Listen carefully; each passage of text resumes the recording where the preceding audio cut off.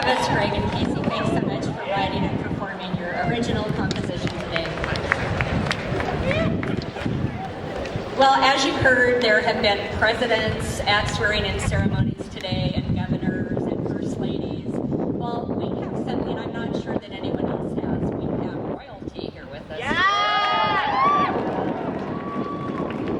Our next speaker is Jasmine Goodwin. Jasmine is a graduate of Washington State University, where she received her Bachelor of Arts in Strategic Communication. During her time as an undergraduate at WSU, she traveled to Havana, Cuba for backpack journalism, where she experienced firsthand the value of education. Jasmine was recently selected as Miss Seafair, becoming the second African-American woman to earn the title in Seafair's 65-year history.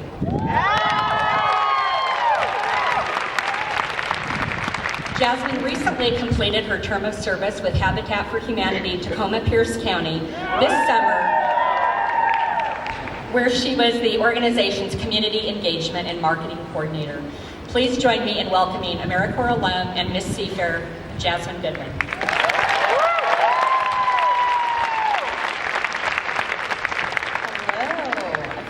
That's going to be difficult to follow up. Such a good intro. I want to say hello to the Habitat crew up there. I'm so excited to see you. Earlier, we've heard all about all the relationships that you build when you're in AmeriCorps, and that is so true. I had the opportunity to work with them. They had the opportunity to come down to where we served in Tacoma, and those are relationships that you really do have for a lifetime. When I was in 3rd grade, there were a whole bunch of people in red jackets at my school.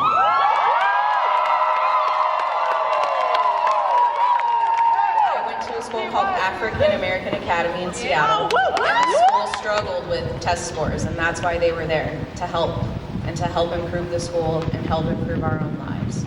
One of the members drew me a photo of an eye and drew my friend a photo of her name. I wanted one of my name at the time because I was in 3rd grade, but he told me the eye was because he could tell I was wise and that I would achieve things later in life. I still wanted a picture of my name. Years later, when I came upon graduation at WSU, go Cougs, yes, and dogs, anywhere you want to go to school, go college. So when I filled out job application after job application weeks before graduation, a couple rejection letter came. Other than that, it was radio silence. And that's when I kind of thought back to that picture and that eye and the difference that he made because he told me about his time in college, the city you remember at the time. And that is what made me decide to apply that very lengthy application to be on the AmeriCorps team with Habitat for Humanity.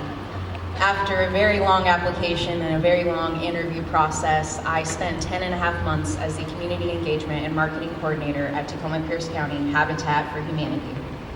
Habitat for Humanity is a homeownership program whose mission is to partner with low-income, hardworking families in need to build and own their own safe, decent, and affordable home. They need to have various requirements met. They need to be willing to partner is the most important part, and that means they give over 500 hours minimum of sweat equity on their home or a neighbor's home on the construction site. Working on these houses with these families, although it wasn't often because I worked most of the time 9 to 5 in a desk, some of you do that also, but working alongside them was really inspiring because you saw these families fighting for their dream for home ownership, literally with their own hands. And it was that inspiration that continued to instill in me a sense of community and a sense of service. Most of all, the AmeriCorps experience was really comprehensive and holistic in my growth professionally and personally.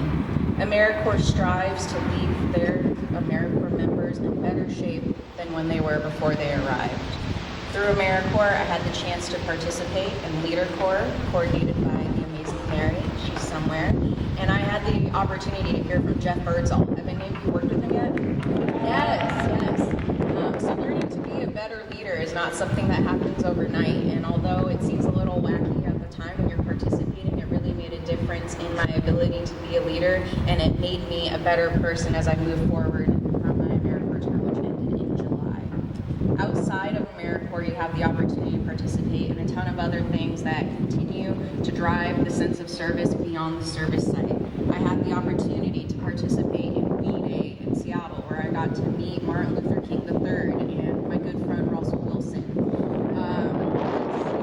And I also had the opportunity to participate in the MLK Day of Service, which was coordinated by Volunteer Services AmeriCorps at the time, and we went to a local park and cleaned up.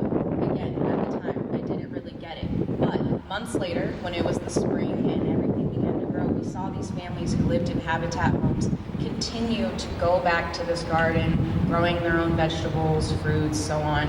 And they would actually bring them over to our house, these families, you know, the kids, they would love to play. But it was that sense of relationship that you really do build with the community, with the people that you serve.